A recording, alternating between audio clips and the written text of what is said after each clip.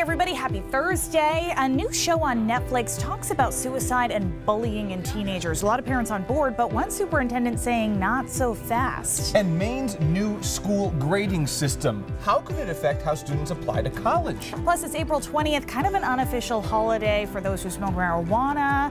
We are looking into that now that Maine has legalized it. This is News Center now.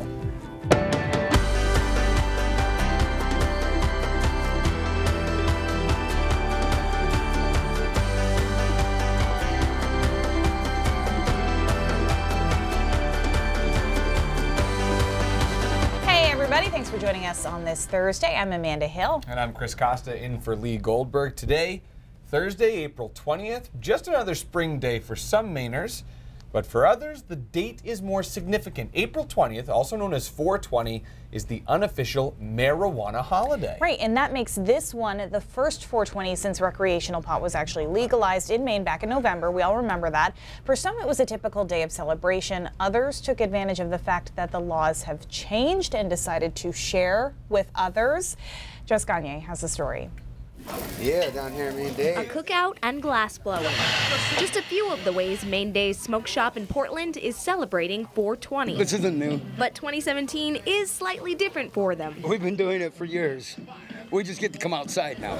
A mile away in Monument Square, a man from Oxford County was taking full advantage of the fact that recreational marijuana is now legal in Maine. You need some medicine here. There you go. If you knew the password, Cannabis liberation. Ah, there we go. And could prove you were over 21, Crash Berry handed over a copy of his book and some free pot. I'm giving him a gram of blueberry euphoria. It's still illegal to sell it, so Berry gave it away, passing out an estimated 225 grams to the hundreds who waited in line. Well, I'm very interested in the reading material, actually. That's why I'm here, first and foremost. I do believe in the movement, cannabis liberation. It's a great cause. One that plenty of people turned out for, and one that Berry is happy to help advance. I've been writing about the seamy side of life in Maine for 25 years, and it feels really nice that I can give a bunch of marijuana away to people.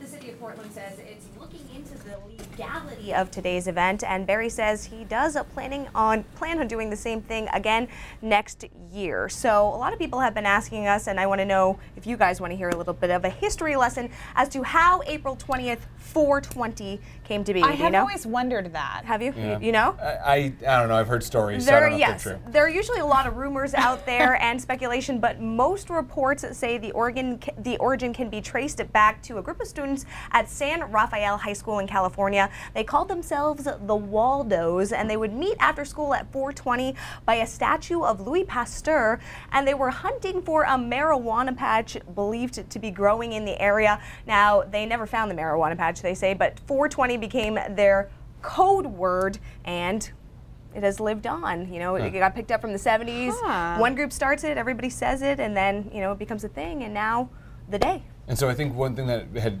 developed out of that was people would put it on invitations to parties. They would say 420 friendly if they were allowing marijuana at their party. Interesting. And with, you know, marijuana being legal now, it's something more people are talking about. Yeah, totally. You know, I'm almost hesitant to toss to Keith for weather coming out of this Sometimes you just tee it up for me, don't you? I really liked how Chris was coy about it at first. He was like, I've heard stories, but I don't really know anything. And then he's like, all the parties I go to say, anyways, let's talk about what's going on out there. It's legal now. It's all good. It's all good. You got a few sprinkles out there right now coming in into the foothills. For the most part, we actually saw a few breaks of sunshine in there, but you can see northern and down east Maine, unfortunately, not getting into that. And clouds will continue to increase over the next couple of hours as our next storm system moves on in. Temperatures basically vary based on whether or not you saw any peaks of sun. Look, the sun angle this time of the year is getting pretty strong, so any areas that got that burst of sun are in the 50s. Those that did not are staying in the 40s. All right, here's our next storm system. Very similar to what we saw last night. It will be rain and then a mixture over to some snow. Starting tomorrow morning as rain pretty much all day. It's raining along the coastline, and then by Friday night we see that rain-snow line kind of dipped and drift just to the northwest of Bangor, so places like Greenville, maybe into Millinocket, dealing with some more snow. And then we start to clear out on Saturday. I think we still deal with showers through much of Saturday. Sunday looking much better. Guys, we'll have a forecast that includes some warmer weather in just a few minutes. Finally get About back time. into that warm weather. Thanks, Keith. Hey, so some schools in Maine are actually looking at changing the way that teachers grade their students' work. So students receive grades of 1, 2, 3, or 4 to determine their proficiency in a standard such as English or math, instead of the grades that we're used to that are letters, A, B, C, D. Right, and this is already happening. It's a law that was established a while ago, but we got an email from a viewer with a number of questions, including how will this impact her child's ability to get scholarships or get into a college? So we started digging for answers. What's a high school diploma worth if the grades behind it are 1, 2, 3, 4, not A, B, C, D? It's going to be an interesting transition to see how this works. Maine's proficiency-based grading system is in place, with some high school seniors in 9 districts earning these diplomas as early as 2018. The goal is to cut down the number of remedial classes students take in college. The Maine Education Association's president says not every college may be familiar with the 1, 2, 3, 4 grading scale. The Maine colleges are familiar with it, but what we need to see is when you get applying to someplace in Oklahoma or Washington State or something, how are they going to deal with it? Side note. It's a Maine law. By 2021, every public school in the state must award diplomas based on the proficiency style of grading. Superintendent of RSU 38, Donna Wolfram, says her district is in the process of switching over. Right now, their K-5 students use this system. She says the proficiency-based grading is good for the district and provides a cohesive, consistent system and gives a clear idea of what a student knows and can do. And we did get a comment here. Jennifer wrote, I worry about the implications this has for high school students as they apply to colleges, scholarships, or anything that requires GPA, class ranking, or a letter grade average. Now, the MEA president says she expects the state will have some type of letter or document that explains Maine's grading system. An attorney for Aaron Hernandez says his family plans to donate his brain to concussion research. It's time for today's News Now. Attorney Jose Baez says the former Patriots player's family has given Boston University permission to use his brain for research. Hernandez was found dead in his jail cell yesterday, and the medical examiner has ruled his death as suicide. He was serving a life sentence for first-degree murder. Today, his attorney said the brain hasn't yet been released to researchers. The ACLU of Maine had a protest at the State House today before a lawmaker presented what the organization is calling an anti-immigration law. Representative Lawrence Lockman's bill would not allow any government to restrict the enforcement of federal immigration law. The ACLU says local officers aren't trained as immigration agents and says if passed, the bill could change trust between immigrants and law enforcement. Could be a lot easier for students at Colby College to study abroad next year. The school just received a $25 million gift from the Davis Family Foundation. The new program guarantees that every student would have the opportunity to spend a semester out of the U.S. The college says it's the first liberal arts college to make that promise to its students. Chris? A new Netflix series that's popular among teens is causing some controversy with parents and school officials. Coming up on Now, we'll tell you more about the series and share what you have to say about it.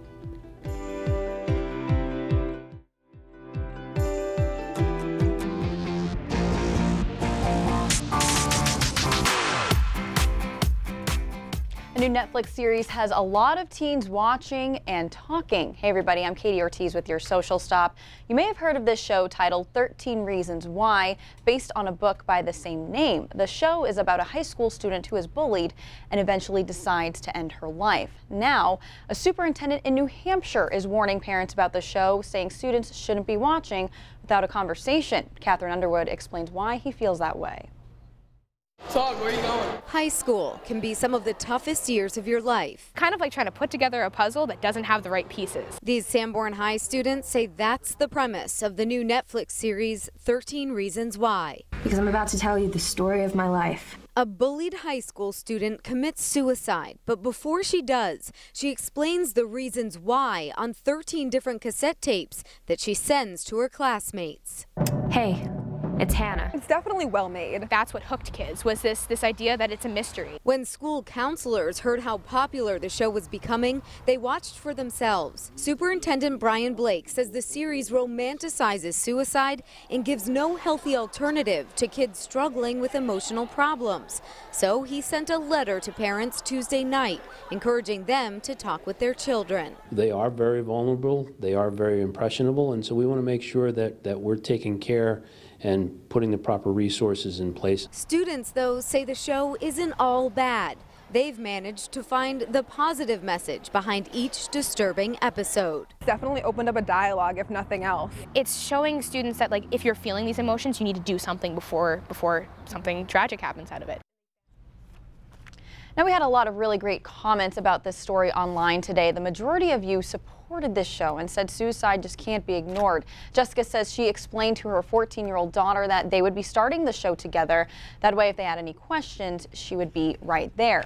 Now, Christina says as an educator, she wants her students to watch it. She says the show doesn't glorify suicide. It honestly and truthfully shows what happens to bring somebody to that point and the aftermath of that decision.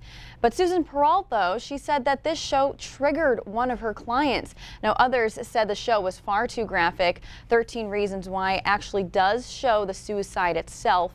A writer for the show defends that decision in an op-ed for Vanity Fair. Now, in other Netflix news, the company says there's a pretty good chance that you've been cheated on. Okay, kinda. Their version of cheating is defined as watching a TV show ahead of your significant other. I'm super guilty of this. They conducted a survey and found 46% of you are cheating.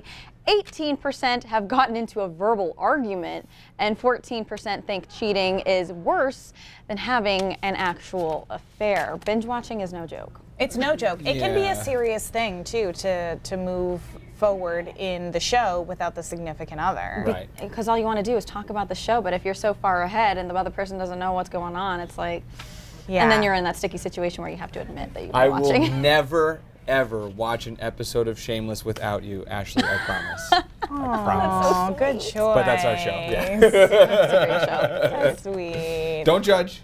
Hey, we got lots of rain ahead. Sun returns, though, right? Fingers crossed. What do we say, Keith?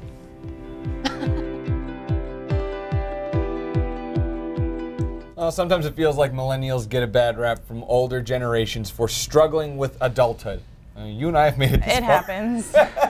We've told you things like Adulting School, a place where young adults can go to learn about how to do taxes, pay bills, or take out a mortgage. Yeah, it's pretty sad we have to learn that. We've seen a lot of conversations about why this generation does things differently. So today, Samantha York looked into some of the big trends among millennials. And Sam, I'm intrigued. Go on. Yeah, guys. So a lot of people in older generations will say that we millennials are nothing like them. And come to find out, a new study done by the Census Bureau actually proves that we aren't. So they took they're calling them the 4 common adult milestones, which are getting married, having a baby, buying a house, and getting a good job. So they looked at young adults now and compared them to 40 years ago. And they found that the big focus of people between 18 and 34 has shifted from those 4 things to getting a good education and finding a good job. They also found that more young adults are living at home, but the study says that part of that could be due to the debt that people are getting from going to get a better education. So I did take the time, I talked to an economics professor from Husson University, and he believes that this last recession we had really woke people up and showed them just how important getting an education is compared to some of those other milestones. People with master's degrees and PhD degrees virtually did not have a recession. They did not go unemployed. People with very little education suffered dramatically. They had very severe unemployment rates, and it was very harsh. A lot of those people moved back home, and they started to realize the value of getting a good education. So it was really refreshing, I think, just from looking at this study, what it brought up. You know, it kind of reminded me that we all take different paths, and there's really no good or bad way to go. You know, it's interesting. So Raymond weighed in and said, adulting schools, LOL, what a hoot. It's funny because, you know, when I when I was in elementary school, we had home ec, but I think that was the very end of it. And I'm technically a millennial, but that's like schools don't really teach that stuff anymore. So electives. I think at least in my high school, you could choose to take those classes if you wanted to. Well, what do you think, Sammy? You're a millennial. How do you weigh in on this? Yeah, I mean, I think there are a lot of basic things that I haven't learned, but which is sad. I mean, I'm a terrible cook, but I mean, I think there are a lot of values that I got from my parents, especially going to school, getting a good education. So it's cool to see that, like, it's kind of come full circle, that what they've been teaching us and preaching to us, we're all kind of finally doing. Yeah. Very cool. All right. Thanks, Sammy. Pretty interesting information. The debt is definitely a big thing, too. I think it depends what you're going to get out of school doing. If you get out of school with $150,000 debt and you're going to be a lawyer, you're probably okay. But if it's maybe liberal arts, it's harder. So or you want to be a journalist. Yeah. I'm glad she said it. I was about to. I was like, oh, maybe I should Seems do a little bit more glamorous than it is, doesn't it? All right, let's do some weather. It's got a few showers out there right now, but kind of an okay day. We did see some breaks of sun over southern Maine. Here comes our next storm system. Not far away. It's a warm front, cold front combo. A little severe weather across the Midwest tonight. We won't deal with that, but we will see the rain moving in late tonight through early tomorrow. As that warm front lifts through, the rain spreads from southwest to northeast during the day tomorrow. Expected to be a wet day over most of the state with a little elevation snow. And then we get that snow line drawn towards the coastline a bit on Friday night. And with the low, the upper level low sitting over us on Saturday, I don't love Saturday. It's definitely better than tomorrow, but there'll still be some showers hanging around at least through the first half of the day. And then high pressure builds in and we're looking better for Sunday with at least partly sunny conditions. Kind of a slow process to get out of this progressive and kind of rainy pattern that we're in. So here we are tomorrow morning, 5 a.m. Here comes the rain, again southwest and northeast. The pink there indicating some sleet, a possibility in some of those higher terrain areas. And then by Friday night, the rain is over down east and a little mixing and ending of snow. Saturday morning, certainly not out of the question there. You can see Saturday has a lot of clouds to it and a few showers. It's not that I think that it's going to be that bad of a day, but it might be hard to plan things outside because of the scattered shower activity and temperatures hovering right around 50 degrees. We should be in better shape there on Sunday. So this is what we're going to deal with for tomorrow night. As far as snowfall goes, about an inch in most spots. Much like what we saw last night, a lot of this will actually melt on contact, especially with roadways. So there'll be no travel problems here, just another shot of light snow, nothing along the coastline as far as appreciable snow. There will be rain, though, that will be accumulating over the next couple of days. This is through Sunday, about a ½ inch, so that's Friday into Friday night. And then the possibility of a larger rainstorm mid next week, and you can see that with the purples there with rainfall rates up to almost 2 inches there. And the good news continues to be, at least in my crystal ball out there, it's late next week into the weekend. Next weekend, it looks pretty mild. That signal is looking stronger and stronger. That would have us probably into the 70s at least by late next week. So something to look forward to, because before that happens, temperatures stay cool. Nasty day on Friday, another nasty day as we head into mid next week. Wednesday looks like a rainstorm there. In between, we do get a little sunshine on Sunday afternoon and into Monday. And guys, the sun and the sun angle becoming a huge factor this time of the year. If we get a little bit more sun than anticipated on Sunday, we'll probably get into the upper 50s. Ooh. I like the sound of that. Yeah. Cindy Williams is here now with a look at what's coming up at 5:30. Hey, Cindy. Hi, guys. We've got a lot more details on a shooting in Oakland. We'll find out who stepped in to help a woman who was shot by her ex-boyfriend. Safety at seas is another thing we're talking about. Maine's commercial fishermen get a valuable lesson in keeping themselves alive when they're hauling in their catch off the coast. Plus, see why this middle school student in Portland is getting national attention and becoming an inspiration to girls across the country, all because of what she wears. That plus Bill Nimitz and Ray Richardson in the arena, all coming up at 5:30. All right, thanks, Cindy. More to come on Now. Okay, have you tried it yet? The magical drink that Starbucks released yesterday. It's called the Unicorn Frappuccino. Here's the idea. I know, Keith. It starts as a purple drink with swirls of blue. The taste is meant to be sweet and fruity, but once you stir it, the colors change to pink and the flavor changes to become more tangy and tart. This drink, by the way, only available until Sunday, and you'd better head out fast if you want to try it, because our Christina Rex went to the Starbucks in Augusta today, and believe it or not, they were already sold out. Katie Bavoso, I know, tried one and said it was a little too sour for her liking. You're just not impressed with this at all. I just think a lot of what Starbucks does are literally desserts in a cup. Oh yeah. Which is fine as long as you know that, as long as you know what it is. It's probably pretty much a dessert. There's a lot of sugar. It's a cake. Coffee. It's a cake in a cup. Sure, yeah. Which is how many? 80. 80 grams of sugar, says Cindy. That's a lot of. Okay, that's well, more than a whole thing of soda. Is it worth it? Yeah. Sorry, the nutritionist mom is coming out in this. It's okay. Brain drops today. Giant iceberg. So there's this iceberg that is broken off near Ferryland. This is the actual video of it. Ferryland, Newfoundland. And it's a small town, about 500 people. They became a big tourist attraction over Easter weekend because of this.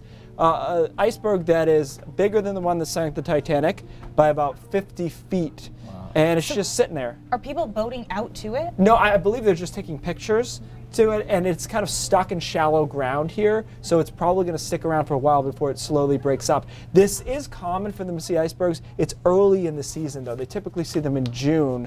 By the way, you know how I feel about global warming. This is actually not a part of that necessarily. It's just this particular one broke off early and slid down there. Great visual. Yeah. I actually looked Really to see if they ran a ferry from Portland, but they do not. That's pretty cool. Yeah. Hey, thanks for joining us. Much more news ahead at 5:30.